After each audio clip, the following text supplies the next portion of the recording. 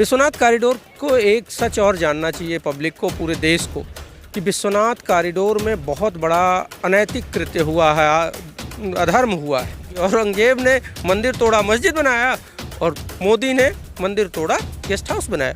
उसे ये बेवकूफ़ बनाना है। गर्भगृह तक आप जूता पहन के चले गए, रेनकोट पहन के उन्होंने गंगा स्नान किया। ये कौन सी आस्था है? आप टिकट देंगे तो मंगला आरती में जाएंगे, नहीं तो आप बाहर रहेंगे।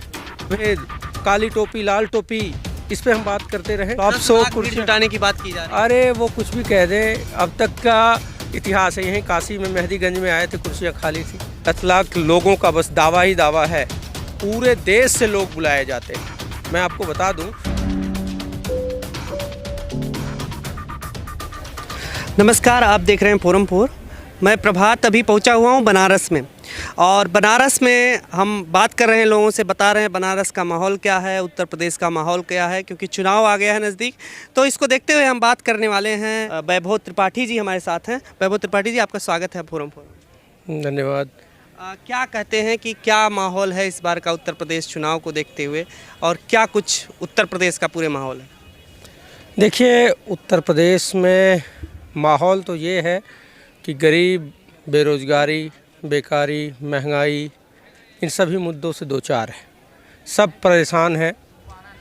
और लेकिन जो आज नैरेटिव गढ़ा जा रहा है वो ये है कि नहीं, हमने मंदिर बनाया, हमने मस्जिद के लिए कुछ ऐसा कर दिया कि मस्जिद दिख नहीं रही है।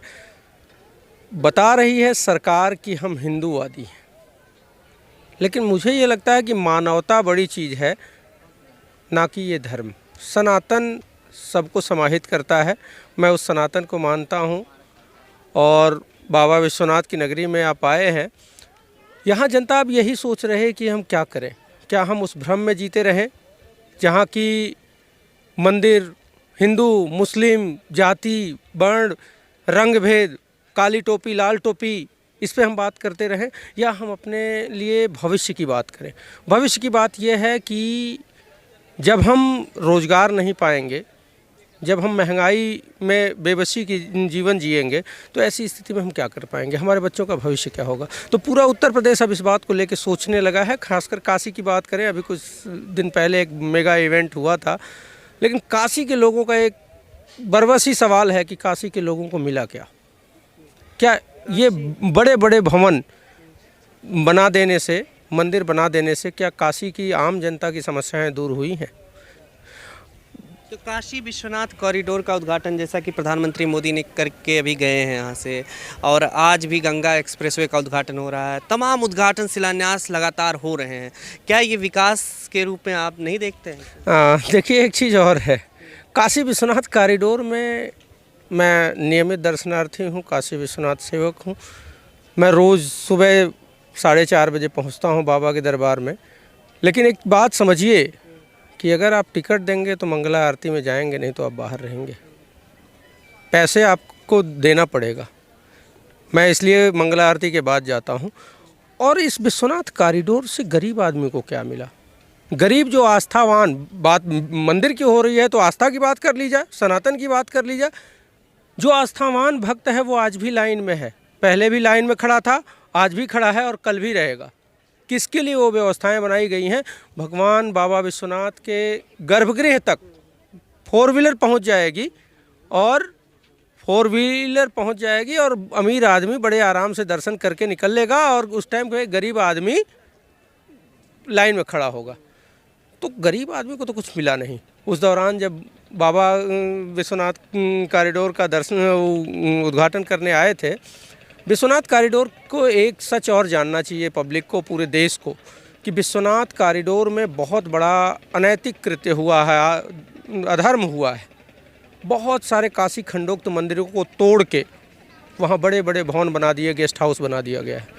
मैं तो ये कहता हूँ कि औरंगजेब ने मंदिर तोड़ा, मस्जिद बना दिया, और हमारे नए शासक ने मंदिर तोड़ के, शिवलिंग तोड़ के, विग्रह तोड़ के वहाँ पे अमीरों, कॉरपोरेट के लिए गेस्ट हाउस बना दिया।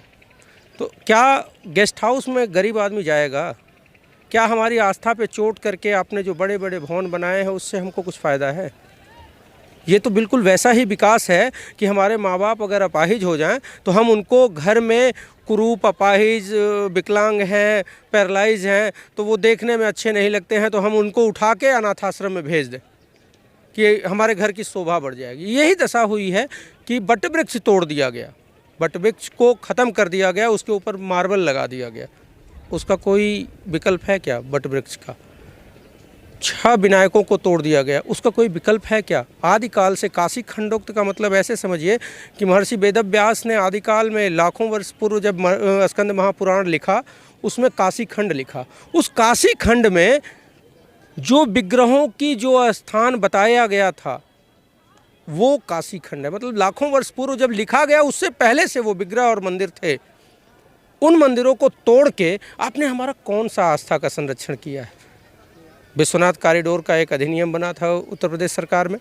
अधिनियम ये था कि मंदिरों को संरक्षित किया जाएगा, लेकिन हुआ क्या? मंदिरों को तोड़ के वहाँ ऊंचे ऊंचे भवन बना दिए, गेस्ट हाउस बना दिया। काशी विश्वनाथ परिषद जो न्यास है, न्यास के पास सिर्फ उधर मंदिर वाला हिस्सा है, बाकी हिस्सा तो कॉरपोरेट के हवाले है, गेस्ट हाउस और ये सारा चीज़ें बाहर के लोग। मैं ये कह रहा हूँ कि काशी में इतने बड़े बड़े धर्माचार्य हैं, सबको बाबा विश्वनाथ के उस पर्व में बुलाया गया था और सबको अपमानित किया गया। प्रधानमंत्री मोदी जी आए, रेनकोट पहन के उन्होंने गंगा स्नान किया। ये कौन सी आस्था है? तो आप तो भ्रमित कर रहे हैं, ये कोई आस्था नहीं है, ये बेवकूफ़ बनाना है। गर्भगृह तक आप जूता पहन के चले गए। गंगा जल से जब गंगा स्नान करके हम किसी मंदिर के लिए जाते हैं तो गंगा स्नान के लिए भी जूते पहन के नहीं आते हैं, और गंगा जल लेके हम जूता पहन के जाएं गर्भगृह बाबा तक चढ़ाने के लिए, ये तो बड़ा शर्म की बात है। तो क्या ये यहाँ के लोग इसको मानते हैं? इसमें इस चीज़ को लेकर के गुस्सा भी है लोग? बिल्कुल मानते हैं। जो विश्वनाथ के भक्त हैं, जो शिव भक्त हैं, वो इस चीज़ को लेके बहुत नाराज़ हैं। वो सिर्फ भाट दरबारी जो इस सरकार के अनैतिकतों पे भी वाह वाह वाह वाह करते हैं, उन भाट दरबारियों के अलावा एक आम काशीवासी इस बात को लेके बहुत दुखी है। लेकिन चूंकि हिटलर वाली स्थिति है कि नहीं बोलोगे तो मुकदमे होंगे। साफ सफाई को देखें, 80 घाट जिस तरीके से ये है और आसपास जो एरिया है वो, उस पर क्या कहेंगे? प्रभात जी एक बात बताएं, साफ सफाई आपने कुछ प्राइम लोकेशन पे देखी है? आपको मैं दिखाता हूँ, चलिए कैंट के बहुत सारे क्षेत्र हैं, पक्के महाल में चलिए, वो गलियाँ हैं कचरे बदबू करती गलियाँ हैं। बस वही चीज़ मीडिया दिखा रहा है जो सामने है, वहाँ व्यवस्था करके सफाई कर दी गई। बाकी काशी नहीं है क्या? जो शिवपुरवा है, बजरडीहा है, खोजवा है, ये ऐसी बस्तियां हैं जहां विधायक मंत्री रहा करते हैं, और वहां अगर पानी 10 मिनट बरस जाए तो कीचड़ हो जाता है, घुटनों पानी लग जाता है। सीवर ओवरफ्लो आए दिन होता है, हफ्ते में 2 बार तो ज़रूर होगा। तो ये सफाई नहीं, ये सिर्फ बाहरी चमक धमक है। 80 पे दिखा दिया, दशाश्वमेध पे दिखा दिया, गोदौलिया पे दिखा दिया, मैदागिन पे दिखा दिया, यही 2 4 5, इतना ही काशी है। काशी इससे बहुत बड़ा है। पक्के महाल की गलियों में आप जाइए, देखिए क्या स्थिति है।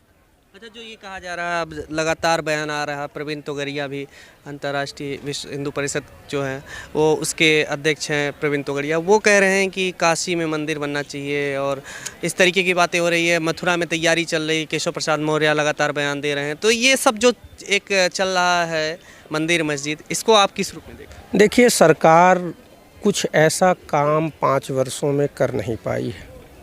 जब कोई काम ही नहीं कर पाए हैं, आपने सिर्फ क्या किया है कि पुरानी जो संपत्तियां हैं गवर्नमेंट की, उसको बेचा है, और आज जीडीपी का लगभग 7% प्रशासनिक व्यय है भारत सरकार का, जबकि ये पूर्ववर्ती सरकार डॉक्टर मनमोहन सिंह की सरकार में 2.4% था।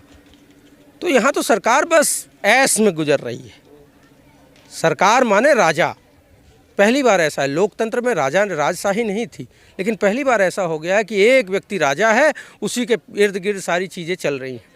तो प्रवीण तोगड़िया जो कह रहे हैं, प्रवीण तोगड़िया सरकार का हिस्सा नहीं है, उनका मत अलग हो सकता है, धर्माचार्य अलग कह सकते हैं, लेकिन सत्ता का कर्म मंदिर मस्जिद नहीं है। नहीं तो डिप्टी सीएम खुद बोल रहे हैं। उनके लिए तो अब आप उनकी पृष्ठभूमि देखेंगे तो कितने मुकदमे हैं, क्या वो मंत्री बनने योग्य हैं?